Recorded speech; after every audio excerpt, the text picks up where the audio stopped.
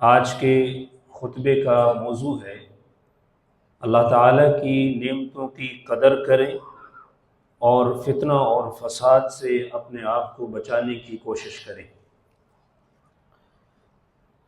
اسلام اللہ تعالیٰ کی طرف سے ایک جامع اور کامل دین ہے، کیونکہ اس کی تعلیمات انسان کے لیے اللہ تعالیٰ کے ساتھ تعلق اور انسان کے آپس کے تعلقات دونوں پر مشتمل ہے۔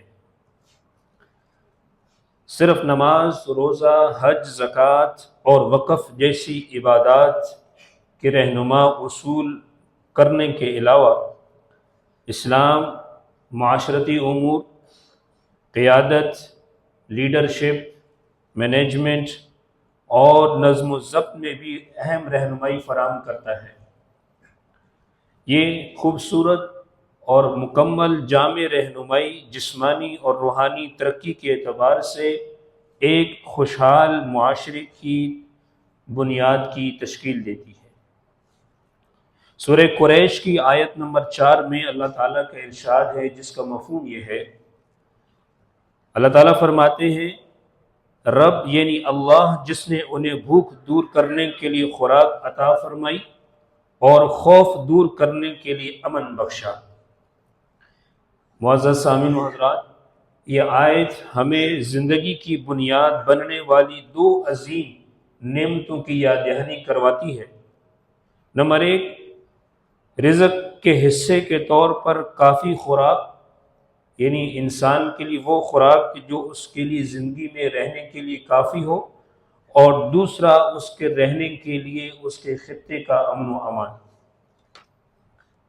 یہ دو ایسی نعمتیں ہیں، ان دونوں کا شکر ادا کرنا، انہیں محفوظ رکھنا اور بہترین طریقے سے ان کا استعمال کرنا یہ ضروری ہے۔ رزق کی قدر حلال ذرائع تلاش کرنے اور اسے اللہ تعالیٰ کی رضا کے راستے استعمال کرنے کے ساتھ کی جا سکتی ہے۔ جب رزق کا اچھا انتظام ہو جاتا ہے تو معاشرے میں غربت اور سماجی خلا کو کم کیا جا سکتا ہے اور زندگی خوشحال راہوں پر چل پڑتی ہے۔ معزز سامعین و حضرات، امن اور خوشحالی اس وقت برقرار رہ سکتی ہے جب معاشرے کا ہر فرد دیانتداری پر عمل کرے اور ہر قسم کی بدعنوانی، رشوت خوری اور اپنے اختیارات کا ناجائز استعمال نہ کرے۔ یہ اعمال نہ صرف دوسروں کے حقوق کو ناحق چھینتے ہیں بلکہ اعتماد کو بھی متزلزل کرتے ہیں، اور جو اعتماد پہلے سے قائم ہوتا ہے اس خوشحالی کو بھی نقصان پہنچاتے ہیں۔ بحیثیت مسلمان مجھے اور آپ کو قوم مدین کے واقعے سے عبرت حاصل کرنی چاہیے۔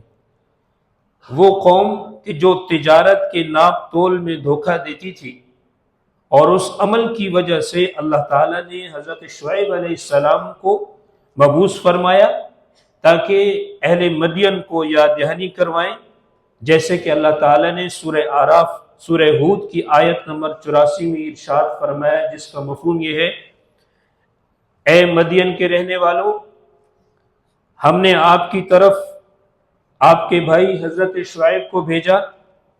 انہوں نے فرمایا، اے میری قوم، اللہ کی عبادت کرو کیونکہ اس کے سوا تمہارا کوئی معبود نہیں ہے۔ ناپ تول میں دھوکہ مت کرو، ناپ تول میں کمی مت کرو، بے شک میں تمہیں خوشحالی کی حالت میں دیکھ رہا ہوں، لیکن مجھے ڈر ہے کہ تم پر ایک ہمگیر عذاب نازل ہو جائے۔ اس آیت میں اللہ تعالیٰ نے مدین کے رہنے والی قوم کا سبق ہمیں بتایا ہے کہ کسی امت کی خوشحالی کی نعمت بددیانتی اور بدعنوانی کی وجہ سے متاثر ہو سکتی ہے۔ اس لیے مینجمنٹ اور انتظامات میں دیانتداری انتہائی اہم چیز ہے، تاکہ ہر معاملہ شفافیت اور دیانتداری کے ساتھ چلایا جائے۔ اس کے ساتھ ساتھ رشوت خوری اور اپنے اختیارات کے ناجائز استعمال اور بدعنوانی کی مختلف قسمیں بھی اس کے سد باب کرنا ضروری ہے۔ معزز سامعین و حضرات، اللہ تعالیٰ کا ارشاد سورہ اعراف کی آیت نمبر 56 میں جو خطبے کے شروع میں تلاوت کی گئی ہے، اللہ تعالیٰ ارشاد فرماتے ہیں زمین میں فساد مت پھیلاؤ اس کی اصلاح کے بعد، اس سے اس کے عذاب کے خوف اور اس کی رحمت کی امید کے ساتھ دعا کرو، بے شک اللہ کی رحمت نیکی کرنے والوں کے بہت قریب ہے۔ امام ابن کثیر رحمۃ اللہ علیہ فرماتے ہیں اللہ تعالیٰ نے انسانوں کو ایک اچھی زندگی عطا کرنے کے بعد فساد پھیلانے سے منع فرمایا ہے۔ ایسا اس لیے کہا گیا ہے کہ کیونکہ خوشحالی قائم ہونے کے بعد پیش آنے والا فساد زیادہ بڑا نقصان لے کر آتا ہے۔ اس لیے مسلمانوں کو ہر اس عمل سے اجتناب کرنا چاہیے جو ان کی معاشرتی زندگی کے امن اور استحکام کو خطرے میں ڈال دے۔ اور دوسرے مفسرین کے نزدیک دنیا میں فساد کرنے کا مطلب وہ گناہ شامل ہیں جو اخلاقی اعتبار سے ہوں، جو اعمال، رزق اور دنیا و آخرت کی زندگی کو بگاڑ دیتے ہیں۔ اس لیے ہمیں اللہ تعالیٰ کے احکام کی اطاعت اور اس کے منع کردہ امور سے اجتناب اور زندگی میں احسان کے عمل کو رواج دے کر خوشحالی کی حفاظت کرنی چاہیے۔ ہمیں یہ ذمہ داری اپنے اپنے کردار اور فرض کے مطابق نبھانی ہے، چاہے ہم لیڈر ہوں، چاہے ہم حکمران ہوں، چاہے ہم خاندان کے سربراہ ہوں یا معاشرے کے عام فرد ہوں۔ یہ بات رسول اللہ صلی اللہ علیہ وسلم کی اس تنبیہ سے مطابقت رکھتی ہے کہ ہر شخص اپنے دائرہ کار میں اپنی دائرہ کاری کے اپنا ذمہ دار ہے۔ سیدنا عبداللہ بن عمر رضی اللہ تعالیٰ عنہ سے مروی ہے، رسول اللہ صلی اللہ علیہ وسلم نے ارشاد فرمایا کلکم راع وکلکم مسئول عن رعیتہ فالامیر الذی علی الناس راع وہو مسئول عن رعیتہ۔ مفہوم، تم میں سے ہر ایک انسان جواب دہ ہے، ذمہ دار ہے، اور تم میں سے ہر ایک اپنی ماتحت رعیت کے بارے میں جواب دہ ہے۔ حکمران جو رعایا کی قیادت کرتا ہے وہ اس کا جواب دہ ہے، اس کا نگران ہے، وہ اپنی رعایا کے بارے میں جواب دہ ہوگا۔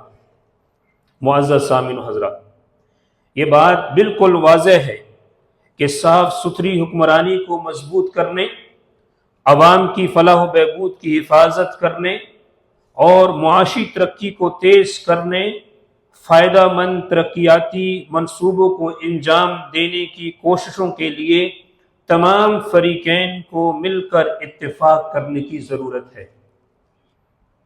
ملیشین زبان کے اندر ایک کہاوت ہے، 3 لڑیوں والی رسی آسانی سے نہیں ٹوٹتی، کہ یعنی جب پورا معاشرہ اپنے اپنے کردار کو سمجھے اور اپنی اپنی ذمہ داری کو خوب نبھائے تو انشاءاللہ ہمارے ملک کی خوشحالی کو کوئی چیز ختم نہیں کر سکتی اور خوشحالی کا دیر قائم برقرار رہے گی۔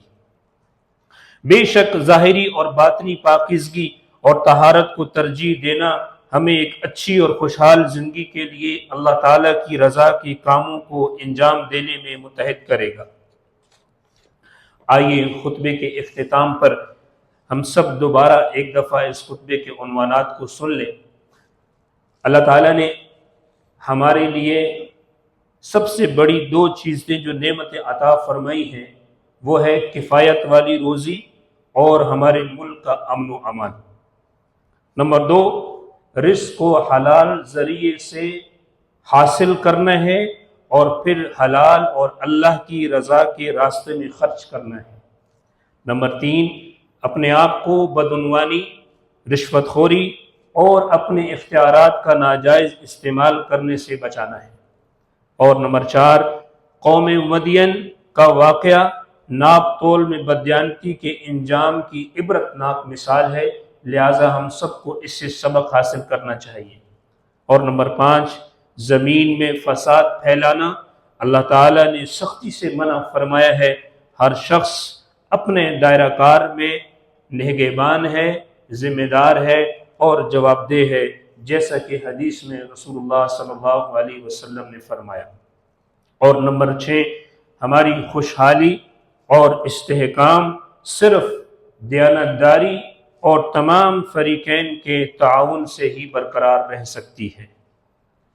آئیے ہم سب مل کر اپنے دین اور دنیا اور آخرت کی بھلائی کے لیے اس دعا کو اپنائیں۔